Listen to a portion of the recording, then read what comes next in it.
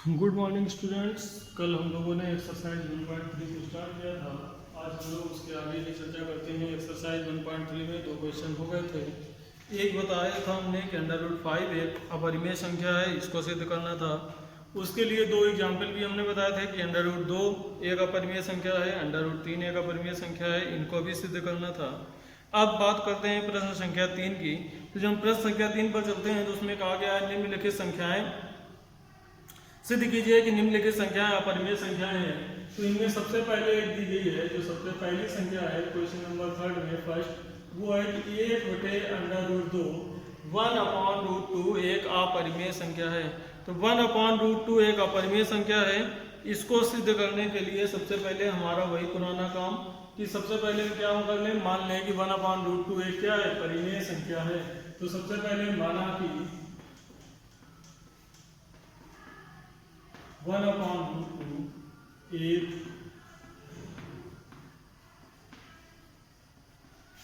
परिमेय संख्या है। अतः 1/√2 बराबर p/q। 1/√2 बराबर क्या मान लेंगे, p/q, जहां q not equal to 0, p व q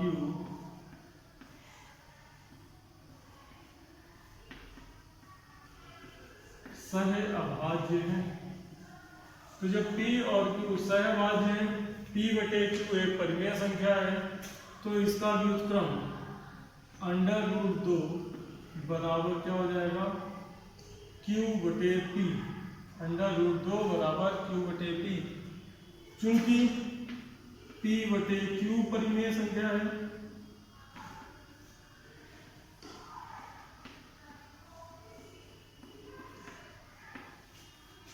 अतः q/p भी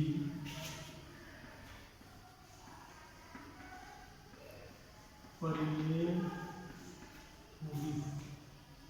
तो p/q परिमेय संख्या है तो q/p भी परिमेय संख्या हो जाएगी। और जब q/p परिमेय संख्या हो जाएगी तो q/p परिमेय होने पर √2 क्या होती है, अपरिमेय। परंतु √2 एक अपरिमेय संख्या है। अब परिमेय संख्या अपरिमेय के बराबर हो नहीं सकती। अपरिमेय संख्या है जो कि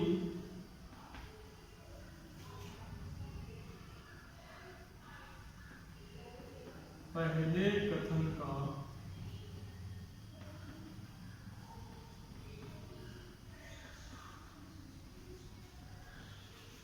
विरोधाभासी है। अतः 1/√2 एक क्या हो जाएगी, अपरिमेय संख्या। बस इतना सा काम कर देना है। 1/√2 को पहले हम परिमेय मान लेंगे। परिमेय मानेंगे तो उसको p/q के रूप में लिख सकते हैं। p/q के रूप में लिख सकते हैं। तो p/q के रूप में लिखने पर इसमें क्या हो जाएगा कि p/q के रूप में जब लिखा जा सकता है तो p और q सहभाज्य हो जाएंगी। अब 1/√2 सहभाज्य है तो इसको पलट दें, p/q परिमेय है तो q/p भी क्या हो जाएगी, परिमेय हो जाएगी। और ये सहअभाज्य भी रहेगी तो p/q परिमेय संख्या है, अतः q/p भी परिमेय होगी। तो अब ये साइड राइट हैंड साइड परिमेय है और √2 अपरिमेय है। तो एक तरफ परिमेय एक तरफ अपरिमेय, ये संभव नहीं है। इसका मतलब जो हमारा कथन था कि 1/√2 परिमेय संख्या है, वो कथन ही क्या है, असत्य है। इस तरह से हम इसको सिद्ध कर सकते हैं।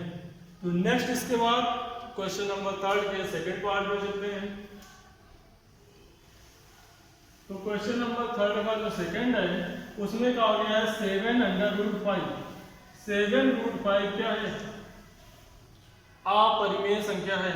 तो 7√5 क्वेश्चन नंबर 3 का सेकंड है 7√5 अपरिमेय है, तो माना कि 7√5 एक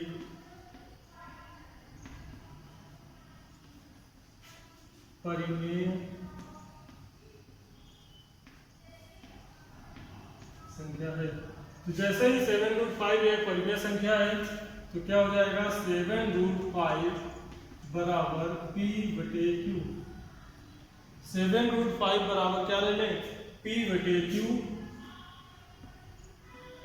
जहां p व q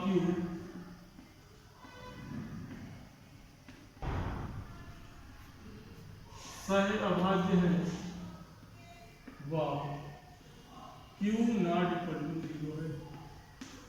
p और q सह अभाज्य है और q नॉट इक्वल टू 0 है। तो जब q नॉट इक्वल टू 0 है, p और q सह अभाज्य है, तो 7√5 को क्या मान लिया, परिमेय संख्या मान लिया। अब इसको हम क्या लिख सकते हैं, हम ये लिख सकते हैं कि √5 बराबर p/7q। तो चूंकि p/q परिमेय संख्या है,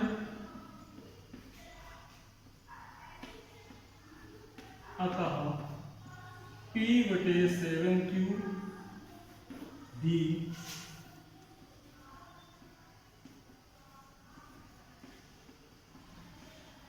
परिमेय संख्या होगी। तो p/q परिमेय संख्या है, p/7q भी क्या होगी, परिमेय संख्या होगी। परंतु √5 एक अपरिमेय संख्या है, इसको हम लोग पहले सवाल में सिद्ध कर चुके हैं।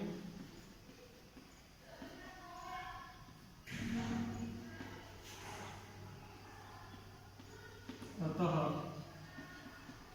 दोनों कथन विरोधाभासी हैं।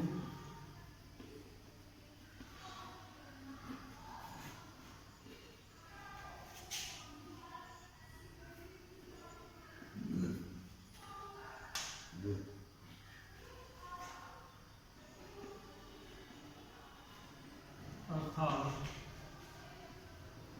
7√5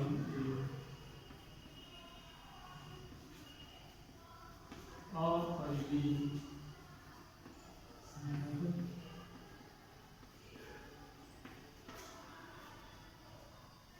ये हो गया आपका क्वेश्चन नंबर 3 का सेकंड, कि 7√5 क्या है, अपरिमेय संख्या है। 7√5 क्या है, अपरिमेय संख्या है। इसके बाद क्वेश्चन नंबर 3 का थर्ड, 6 + √2 एक अपरिमेय संख्या है, तो 6 + √2 को परिमेय मान लें।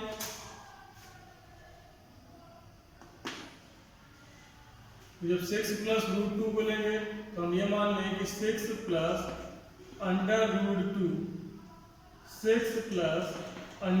√2 एक परिमेय संख्या है। तो 6 + √2 परिमेय होगी, तो उसको हम क्या लिख सकते हैं, 6 + √2 बराबर p/q, जहां p और q सहअभाज्य हैं और q नॉट इक्वल टू 0 है। p और q सहअभाज्य हैं और q नॉट इक्वल टू क्या है, 0। अब इसके बाद क्या कर सकते हैं, 6 का पक्षांतर कर दें, तो √2 बराबर आ जाएगा p/q -6। एलसीएम ले लें, तो √2 बराबर p - 6q/q। √2 बराबर p - 6q/q। तो चूंकि p/q परिमेय संख्या है, तो जो आपकी p - 6q है, p - 6q और /q ये भी क्या होगी, परिमेय संख्या होगी। परंतु √2 कैसी संख्या है, एक अपरिमेय संख्या है, तो दोनों कथन कैसे हो जाएंगे, विरोधाभासी। और जैसे ही दोनों कथन विरोधाभासी होंगे, तो 6 + √2 एक क्या हो जाएगी, अपरिमेय संख्या होगी। तो 6 + √2 एक कैसी संख्या है, अपरिमेय संख्या है। ये बात हो गई क्वेश्चन नंबर थर्ड की। क्वेश्चन नंबर थर्ड में क्या कहा गया है, माना कि 6 + √2 एक परिमेय संख्या है, तो 6 + √2 परिमेय है, तो उसको अपरिमेय मान लेंगे और हल कर लेंगे। इस तरह से हम इस प्रश्न को हल करते हैं। आगे बात हम लोग नेक्स्ट क्लास में करेंगे।